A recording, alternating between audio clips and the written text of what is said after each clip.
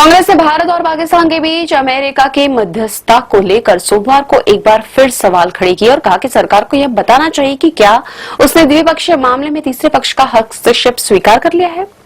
Party महासचिव भूपेश बघेल ने पहलगाम आतंकी हमले को लेकर सरकार व प्रशासन के स्तर पर जवाबदेही तय करने की मांग भी की तथा सवाल किया कि क्या गृह मंत्री अमित शाह इस्तीफा देंगे।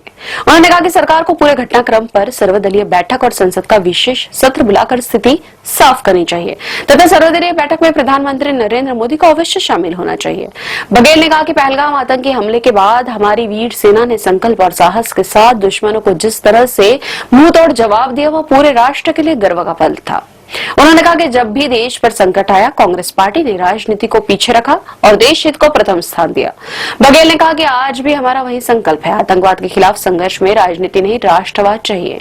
हमने उनसे सीखा है कि दुश्मन के साथ बातचीत की मेज पर बैठे तो कमजोरी नहीं ताकत दिखाए। उन्होंने कहा कि इस संकट की घड़ी में कांग्रेस ने अपने राजनीतिक कार्यक्रम रद्द किए।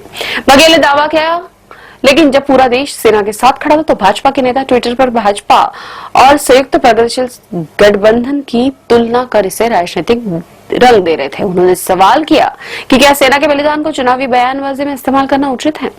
बघेल ने यह भी कहा कि अमेरिका के राष्ट्रपति ने अचानक संघर्ष विराम की घोषणा की, क्या यह भारत सरकार की कूटनीतिक नाकामी नहीं है?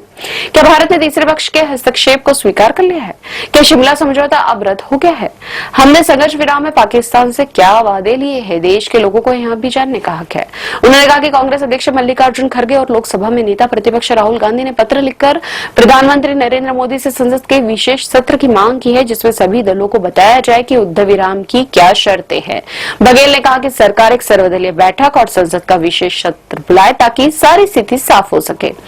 बघेल ने एक सवाल के जवाब में कहा कि आतंकवाद को समाप्त करने के लिए जंग छिड़ी थी, पीओके पर हमें कब्जा करना चाहिए। देश का मूड यही था, सब चाहते कि बदला लेने का यहाँ अच्छा अवसर है। 1994 में संसद से प्रस्ताव पारित हुआ और देश ने माना है कि पीओके हमारा है, यह हम लोगों के लिए दुखद है।